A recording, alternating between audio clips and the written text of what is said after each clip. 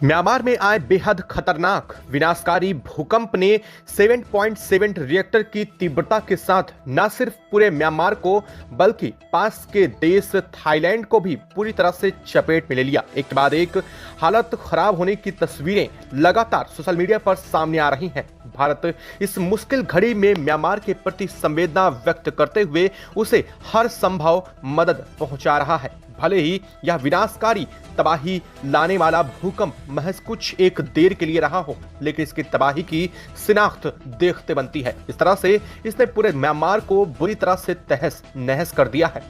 शायद म्यांमार कभी इस तरह के भूकंप के लिए तैयार ही नहीं रहा होगा जिस तरह का भूकंप म्यांमार ने हाल में देखने को मिला है। दरअसल यहाँ पर जो वीडियो सामने आई है वो इतनी मार्मिक वीडियो है जिन्हें देखने के बाद आपको भी एहसास हो जाएगा कि 7.7 रिक्टर की तीव्रता के इस भूकंप ने म्यांमार में कितनी भयंकर तबाही मचाई है।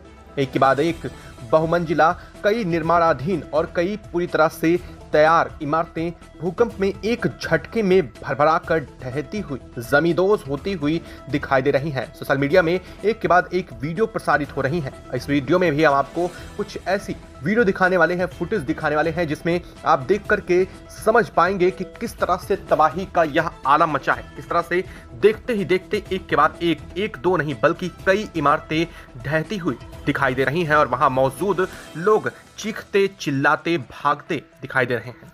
इमारतों के मलबे में 40 से ज्यादा मजदूरों के फंसे होने को लेकर के खबर है। आशंका है कि इस तरह की एक दो नहीं बल्कि कई हजारों की तादाद में इमारतें गिरी हैं जिनमें अभी तक लोगों को सुरक्षित निकाला भी नहीं जा सका है। राहत एवं बचाव कार्य बेहद तेजी से है, लेकिन इस बीच भारत के पीएम नरेंद्र मोदी ने इन सभी के लिए एक बहुत बड़ी राहत को लेकर के घोषणा कर दी है। भारत के करीबी और पड़ोसी देश होने के नाते म्यांमार को भारत की तरफ से बड़ी सहायता की उम्मीद भी थी, जिस पर भारत ने अपनी मुस्तैदी दिखाते हुए जान और माल के नुकसान को लेकर के जहां एक तरफ गहरी संवेदना व्यक्त की है, तो वहीं मुश्किल घड़ी में भारत ने अपनी सेना को म्यांमार की धरती पर उतारने की तैयारी भी पूरी कर ली है।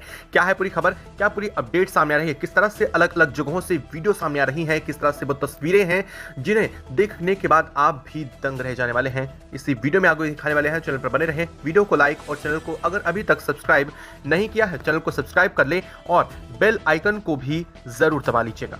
दोस्तों, म्यांमार के साथ साथ बैंकॉक पूरी तरह से इस भूकंप की चपेट में रहा है। जिस तरह से वीडियो बीते दिन में लगातार सामने आ रही है, म्यांमार के सीनियर जनरल एच मीनोंग होई से बात करते हुए पीएम मोदी ने विनाशकारी भूकंप के जानमाल के नुकसान के प्रति अपनी आज गहरी संवेदना व्यक्त की है और कहा है कि भारत एक करीबी मित्र और पड़ोसी के रूप में इस मुश्किल घड़ी में म्यांमार के लोगों के साथ मजबूती से खड़ा हुआ है और यही वजह है कि ऑपरेशन ब्रह्मा के तहत आपदा राहत सामग्री बड़ी तेजी से म्यांमार पहुंचाई जा रही है। जी हां, भारत ने इसके लिए ऑपरेशन ब्रह्मा शुरू कर दिया है। पहले तो सामान पहुंचाया, उसके बाद अब मानवीय सहायता के लिए खोज और बचाव दल को भी म्यांमार पहुंचा दिया गया है। एनडीआरएफ के 80 सदस्यों की एक बड़ी टीम म्यांमार पहुंच चुकी है, तो उन्होंने तमाम तरह से मदद मुहैया कराएगी। भारत के तेज से मदद पहुंचाने के लिए ऑपरेशन ब्रह्मा के तहत कई तरह के आपदा राहत सामग्री, मानवीय सहायता, खोज बचाव दल प्रभावित क्षेत्रों में भेजे गए हैं।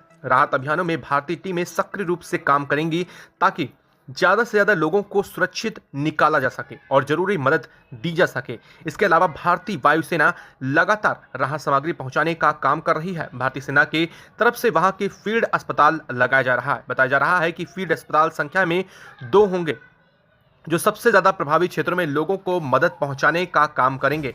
भारत हमेशा से ही अपने मित्र देशों के लिए बड़ी मजबूती से खड़ा रहा है। बात तुर्की ही क्यों ना हो, तुर्की में जब भूकंप आया था तब भी भारत फर्स्ट रिस्पॉन्डर के रूप में दुनिया के सामने आया और तुर्की को मदद देने के लिए वहां पहुंचा। इसके अलावा अब म्यांमार में भी भारत पहुंच चुका है। भारत लगातार म्यांमार की मदद की देने की कोशिश कर रहा है। म्यांमार में 28 मार्च को जो 7.7 और 6.4 तीव्रता के लगातार 2 भूकंपी झटके महसूस किए गए थे, उन्होंने किस कदर तबाही मचाई है। हालांकि सोशल मीडिया पर कुछ फुटेज आपने देखी होंगी, लेकिन यह कुछ तस्वीरें आप जो स्क्रीन पर देख पा रहे हैं, यह तस्वीरें बयां कर रही हैं कि क्या तबाही का वो मंजर रहा होगा। कई सारे ऐसे लोग भी बैंकॉक में वहां पर फंसे हुए थे जो टूरिस्ट थे, उसमें से कई सारे भारतीय भी थे वहां पर जब यह स्थिति आई और वहां पर लोगों ने जो देखा उसे देखने के बाद लोग हतप्रभ रह चुके हैं। देखते ही देखते कई जगहों पर वहां देखने को साफ मिला कि वहां पर पुल टूट गए। किस तरह से पुल कुछ ही सेकंड के अंदर धराशायी हो गए। बड़ी बड़ी बिल्डिंगें जो कई किलोमीटर की दूरी तक देखने को मिला कि वो लगातार एक के बाद एक धराशायी होती चली गई, जमींदोज हो गई। और बताया ये जा रहा है कि इस भूकंप का जो केंद्र था वह 10 किलोमीटर जमीन से नीचे था। और इस 10 किलोमीटर जमीन के नीचे की गहराई पर आप समझ सकते हैं यह कितना ऊंचाई, कितना उथला था। और यहाँ पर इसका केंद्र बनने की वजह से लोगों को इतनी ज्यादा जान माल का नुकसान देखने को मिला। कई वीडियो में आपने देखा कि स्विमिंग पूल में पानी की लहरें उठी और वहां पर मौजूद लोग किस तरह से बचाव कार्य के लिए भागते रहे। हालांकि देखने को यह भी मिला, यहाँ तक कि मौजूदा हालात में जो वर्किंग कंडीशन में बिल्डिंग्स थी जहां पर लोग मौजूद थे, भूकंप की तीव्रता के दौरान बाहर सामान गिरता हुआ दिखाई देता है और बाद में कुछ ही सेकंड में बिल्डिंगें कोलैप्स हो जाती हैं। बिल्डिंगों के कोलैप्स होने की वजह से अभी भी तमाम लोगों के उनमें फंसे होने की खबरें हैं। कहा जा रहा है कि अब तक इस पर लोकल बचाव दल कार्य कर रहा था, लेकिन अब भारत की तरफ से भी इस पर सुरक्षा और सुविधा मुहैया कराने को लेकर के लगातार भारत ने अपने 17 कार्गो ट्रकों का एक काफिला रवाना कर दिया है।